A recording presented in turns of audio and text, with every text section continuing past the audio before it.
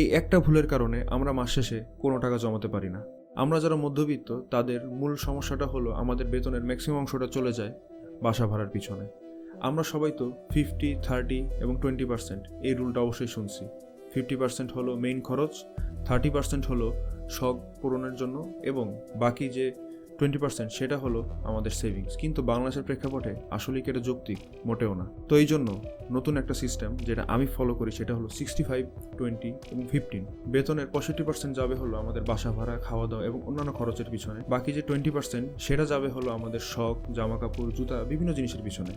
আর বাকি যে 15% সেটা যাবে হলো আমাদের সেভিংসে। এখন কথা হলো যে আমরা এই মাসের শুরুতেই তো বড় খরচগুলো করে ফেলি, তো টাকাটা সেভ কিভাবে করব? বেতনটা পাওয়ার সাথে সাথে এই যে 15%টা, এই টাকাটা আস্তে করে আমরা অন্য একটা অ্যাকাউন্টে রেখে দিব, যাতে এই টাকাটা আমাদের দ্বারা খরচ না হয় এবং বাকি মাসটা এই 15% ছাড়াই বাকি যে টাকাটা আছে সেই টাকাতে আমরা প্ল্যান করব, যাতে ওই টাকাটার মধ্যে আমাদের মাসে খরচটা হয়ে যায়।